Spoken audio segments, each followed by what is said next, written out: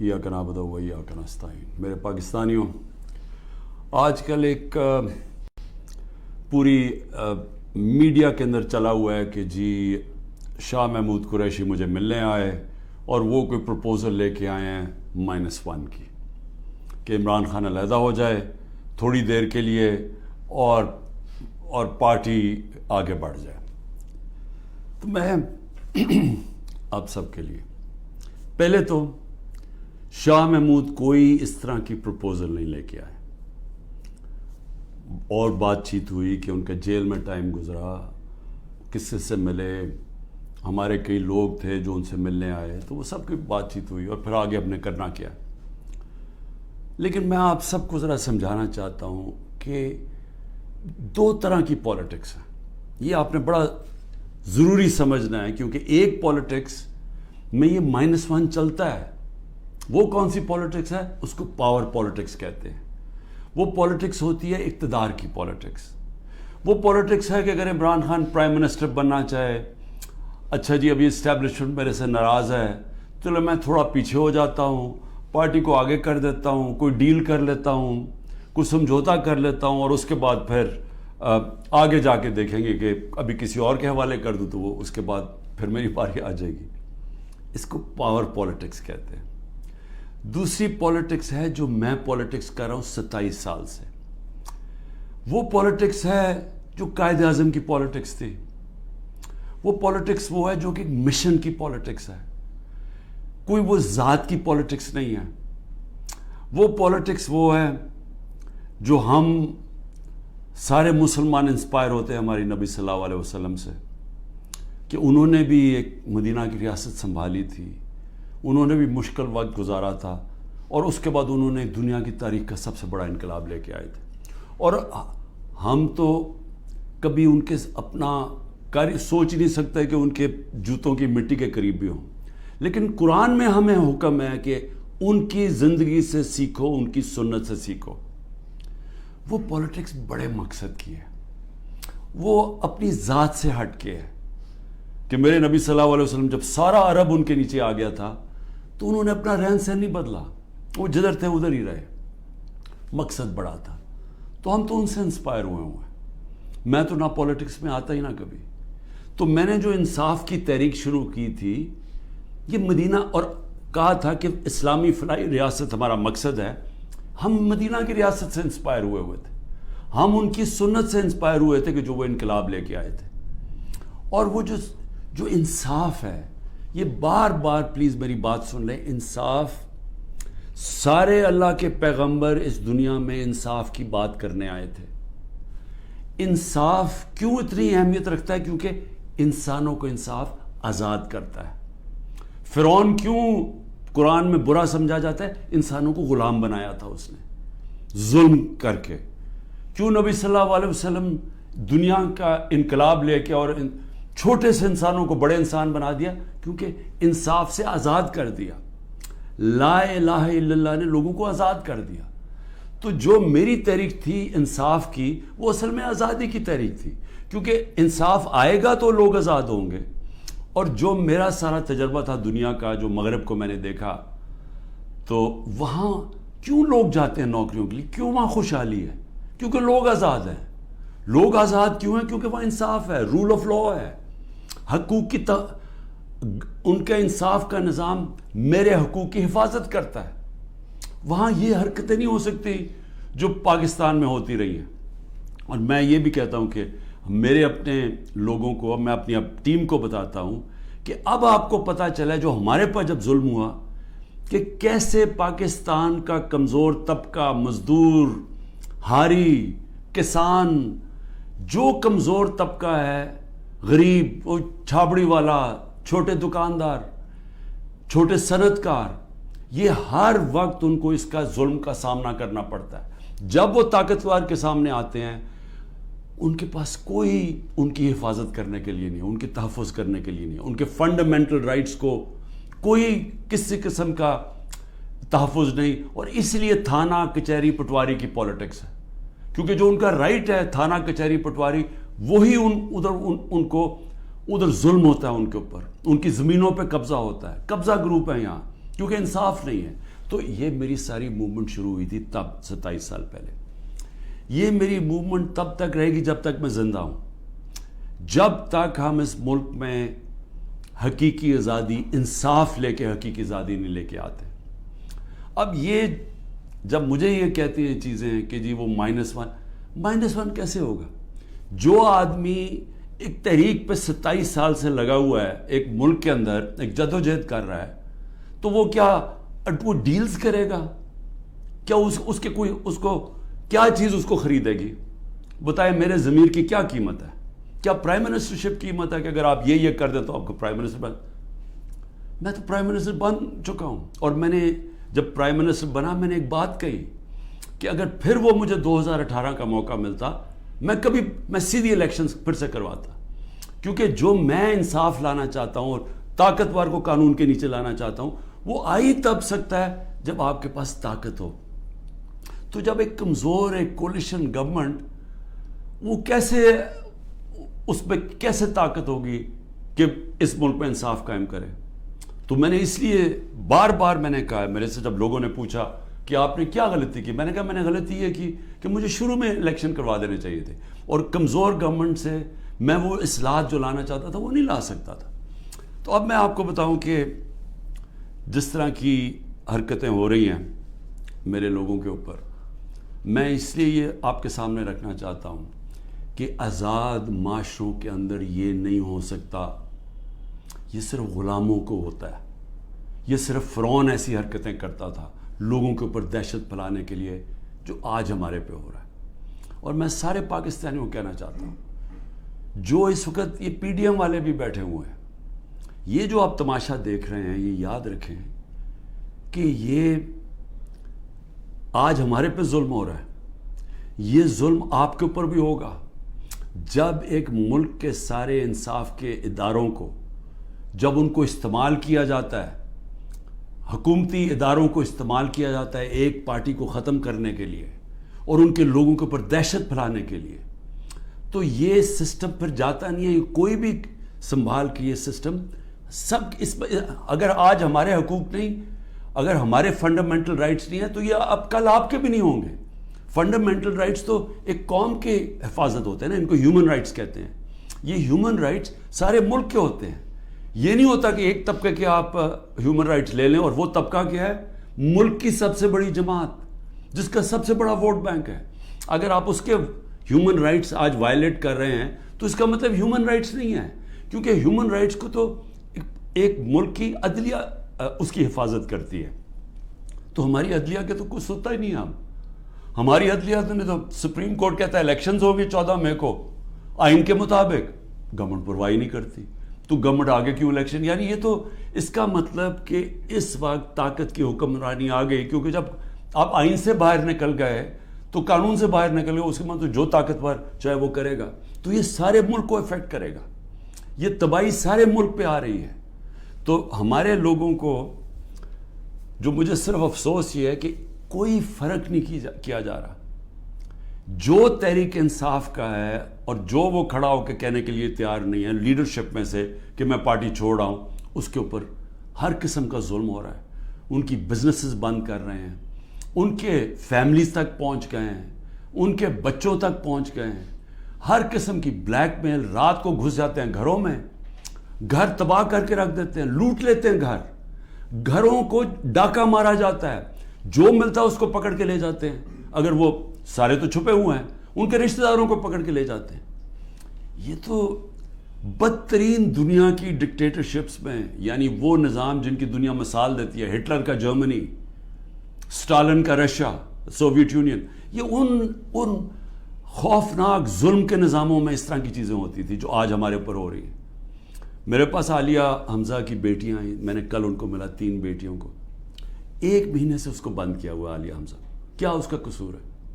اس کا والد وہ میرے پاس آئے, انہوں نے بتایا کیسے گھر میں گھس کے انہوں نے ساری چیزیں توڑ دی, ان کی ٹی وی توڑ دیے, 2 آدمی انہوں نے لاٹھیاں پکڑی ہوئی تھی, جو چیز آئے توڑ کے چلے گئے, جو چیز 2-3 اچھی چیزیں پسند آئیں اٹھا کے لے گئے.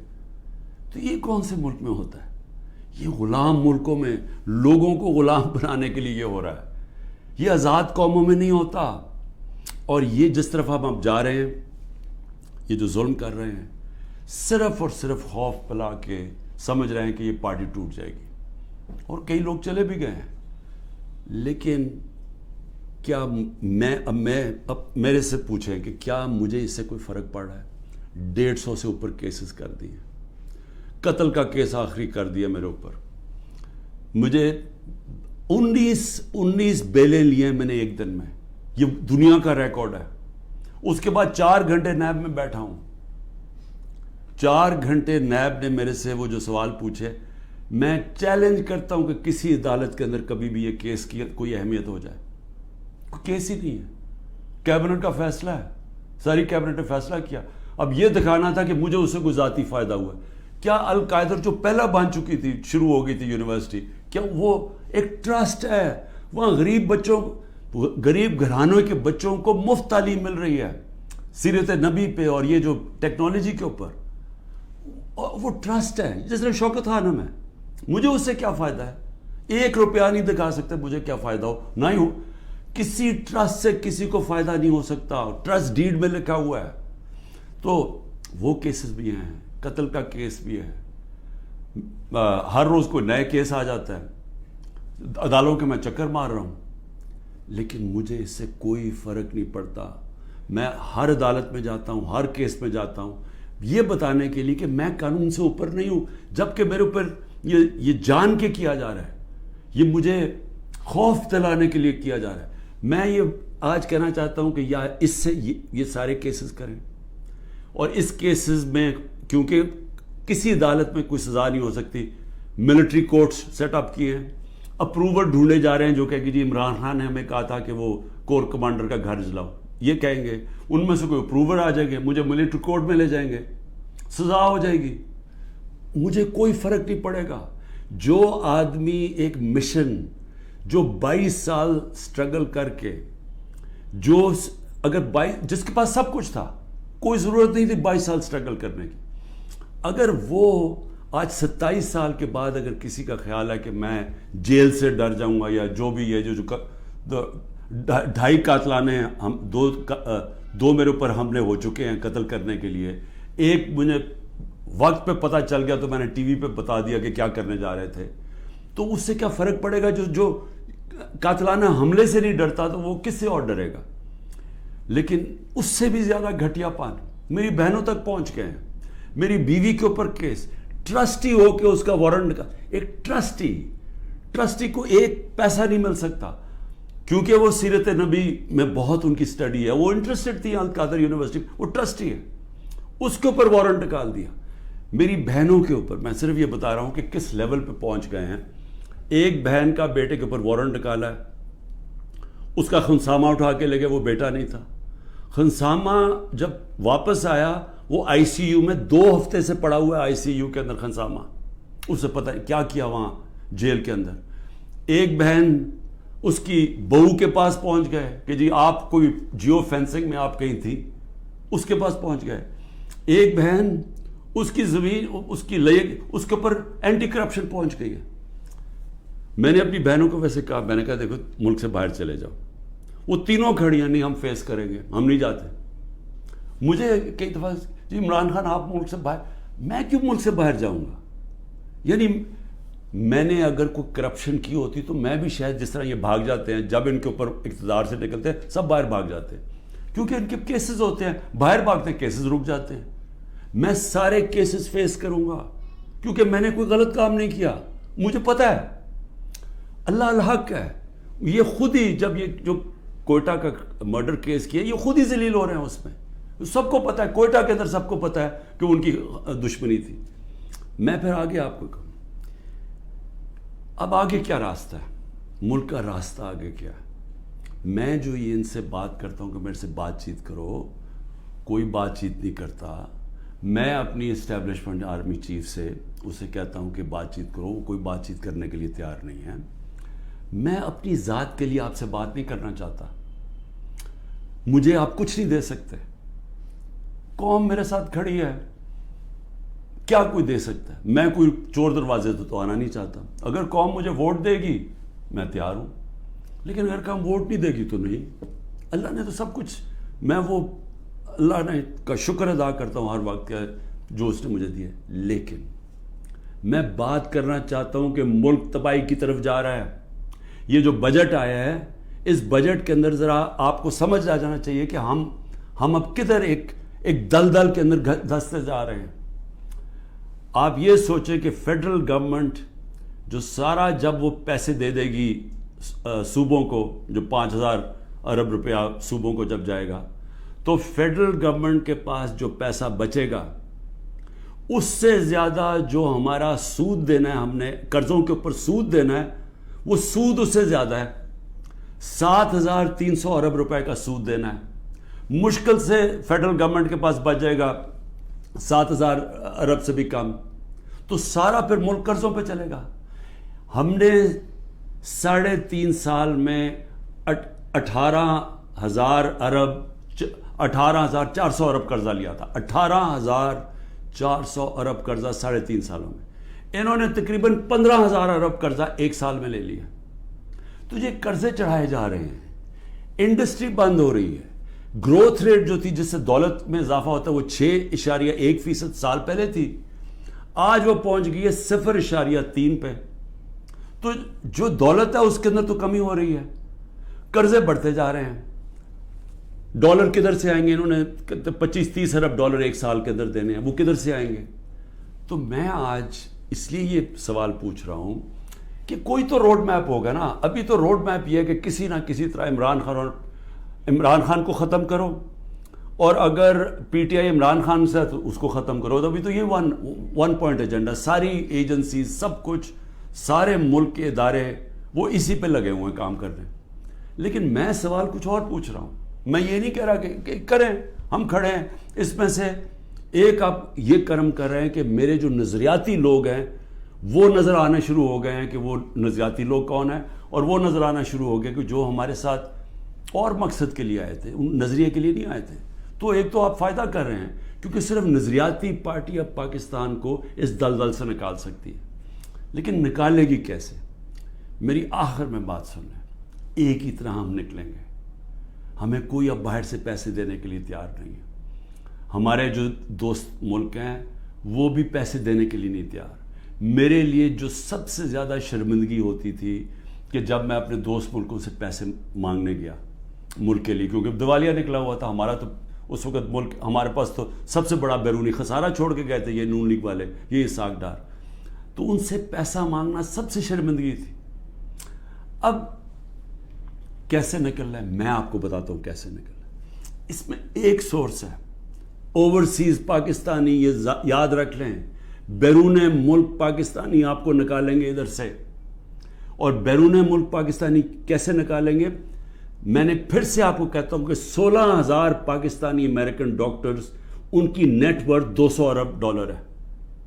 ہم آئی ایم ایف سے 6 ارب ڈالر کی پیچھے ان کے منتیں کر رہے ہیں کہ کسی طرح دے دیں ہمیں.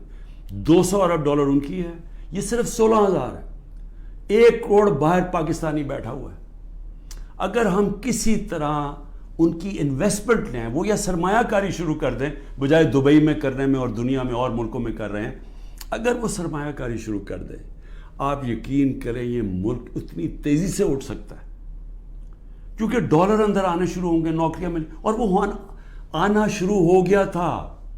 ہمارے آخری دنوں میں پیسہ اوورسیز, روشن ڈیجیٹل اکاؤنٹ کیا تھا اوورسیز پاکستان, 1.5 سال کے اندر 5.5 ارب ڈالر پہنچ گیا تھا.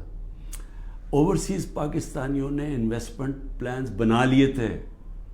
ہماری یہ جو راوی پروجیکٹ اور یہ جو بنڈل آئلینڈ کا پروجیکٹ تھا, وہاں باہر کی کمپنیز, بڑی بڑی کمپنیز آ رہی تھی ڈالر انویسٹ کرنے کے لیے جب انہوں نے NOC واپس لے لیا سندھ گورنمنٹ میں. دیکھیں بچانا اس ملک کو اوورسیز پاکستانی. جب چائنا نے اور ہندوستان نے اپنی اکانومی کھولی تو اوورسیز چائنیز اور اوورسیز ہندوستانیوں نے پہلے انویسٹ کیا تھا. ہمارا بھی وہ انویسٹ کریں گے, لیکن اس کے لیے جب تک انصاف کا نظام ہم ٹھیک نہیں کریں گے, قانون کی بالادستی, رول آف لا, جب تک ہم یہ نہیں قائم کریں گے ان کا پیسہ نہیں آنے لگا. تو چیلنج اب کیا ہے؟ رول آف لا ہم نے ختم کر کے رکھ دیا. پہلے 140 ملکوں میں سے پاکستان 129 تھا رول آف لا میں. اب جو یہ انہوں نے کریک ڈاؤن کیا, اب تو یہ بالکل ہی نیچے گر گیا ہے. اب تو وہ بنانا ریپبلک بن گیا ہے. تو جب رول آف لا ہی نہیں ہے, انویسٹمنٹ کیسے آئے گی؟ انویسٹمنٹ نہیں آئے گی, دولت میں اضافہ کیسے ہوگا؟ یہاں تو اس وقت پاکستانی پیسہ باہر بھیج رہے ہیں, پاکستانی ڈالر لے کے بیٹھے ہوئے ہیں, کیونکہ وہ کسی کو اعتماد ہی نہیں ہے. تو جب تک ہم اس ملک کا نظام ٹھیک نہیں کرتے, جو میں 27 سال پہلے انصاف کی تحریک لے کے نکلا تھا, رول آف لا کی تحریک, وہ جب تک اب ہم قائم نہیں کریں گے, پاکستان کے نظام کو ٹھیک نہیں کریں گے, گورننس سسٹم تب ٹھیک ہوگا, ادارے مضبوط ہوں گے. اور جب لوگوں کو اعتماد ہو جائے گا کہ ہمارے, اب جب میں اپنی سرمایہ کاری کروں تو یہاں کا جو قانون ہے, جو ان کی لا انفورسمنٹ ہے, جو ان کی عدلیہ ہے, وہ میری سرمایہ کاری کی حفاظت کرے گی, میرے سے فراڈ نہیں ہونے دے گی. یہ جب تک اعتماد نہیں ہوتا پیسہ نہیں آنے لگا. اور اس کے لیے جب تک کہ حکومت نہیں آتی جو پبلک مینڈیٹ سے آئے, جس کو پبلک سپورٹ کرے, جس کو بڑا ووٹ ملے اور پبلک کی سپورٹ سے آئے, صرف وہی بڑے بڑے فیصلے کر سکتی ہے. نہیں تو ان کو تو آپ نے دیکھ ہی لیا ہے کیا کیا انہوں نے, سوائے مہنگائی کر کے, تاریخی مہنگائی 38% پہ, انہوں نے کیا کیا ہے؟ انڈسٹری بند ہو گئی ہے, بے روزگاری بڑھ گئی ہے, گروتھ ریٹ, انہوں نے اور کیا کرنا ہے؟ تو یہ جو ابھی تک تو گیم پلان میں یہی کھچڑی پکنے لگی ہے نا, آگے نئی آ گئی ہے, نئی جماعت ایک کریٹ کر دی ہے. ہم نے بھی اپنے بڑے بڑے اچھے 27 سال پرانے ہم نے لوگ وہاں بھی بھیج دیا ہیں ان کے پاس, اور ضرورت ہے تو حکم کریں ہم اور بھی بھیج دیتے ہیں. لیکن اس سے ملک ٹھیک نہیں ہونے لگا. ملک ٹھیک تب ہوگا جب ایک public mandate, free and fair election کے بعد ایک مضبوط گورنمنٹ آئے گی. اور میں اپنی اسٹیبلشمنٹ کو آج پھر سے کہتا ہوں, نظر ثانی کرے, ملک تباہی کی طرف جا رہا ہے. اور جب یہ تباہی جس طرف جا رہا ہے, اور IMF کی اگلی کنڈیشنز آئیں گی, جس طرح انہوں نے مصر اور سری لنکا میں انہوں نے کنڈیشن لگائی, وہ کیا ہے کہ فوج کا بجٹ کام کرو, دونوں جگہ انہوں نے کہا. تو یہ تو ہم ادھر جا رہے ہیں کہ ہم اپنی سیکیورٹی اینڈ میں کمپرومائز کریں گے. اور ایک دفعہ سیکیورٹی کمپرومائز ہوگی اس ملک کی, تو ہمارے جو دشمن بیٹھے ہیں وہ ملک توڑنے کے لیے تیار ہیں. تو میں اس لیے آپ کو کہہ رہا ہوں, مجھے کوئی ریلیف نہیں چاہیے, مجھے کوئی آپ کی مدد نہیں چاہیے, میں کوئی کسی مجھے یہ سمجھے کہ یہ جو سارا کچھ ہو رہا ہے انتقامی کارروائی, مجھے چھوڑے میری بہنیں باہر جانے کے لیے نہیں تیار. وہ تو عورتوں کے اوپر تو کبھی اس ملک میں ایسے نہیں ہوا, لیکن ملک نیچے جا رہا ہے. اور اس لیے وقت کم ہے. جس طرح دن بڑھتے جا رہے ہیں, ہم اور اپنے ملک کو تباہی کی طرف لے کے جا رہے ہیں. صرف قانون ختم ہو چکا ہے. کسی کو اس وقت, پھر سے میں کہتا ہوں, جب عدلیہ اپنے فیصلے نہیں کروا سکتی, جب آئین کی کوئی پرواہ نہیں کر رہا, جب پولیس کھلے عام گھروں میں گھس کے لوگوں کے گھر لوٹ رہی ہے اور اٹھا کے لے کے لوگوں کو جا رہی ہے, کلیکٹیو پنشمنٹ دے رہی ہے, تو اس ملک میں تو اب باہر کے لوگ کیا سوچ رہے ہوں گے؟ بتائیں نا, بیرون ملک پاکستانی جو آپ کا بڑا اثاثہ ہے, وہ کیا سوچ رہا ہوگا؟ وہ کوئی سوچے گا کہ پاکستان میں پیسہ لگانا ہے؟ تو اگر انہوں نے نہیں لگانا تو اور تو اس وقت کوئی ہے نہیں. جب تک ہم ملک کی ایکسپورٹس نہیں بڑھاتے, وہ تو ٹائم لگے گا کہ ہم اپنی ڈالر انکم بڑھائیں. تو اس میں تو صرف ایک ہی انٹرم میں تو صرف اوورسیز پاکستانی مدد کر سکتے ہیں. شکریہ. پاکستان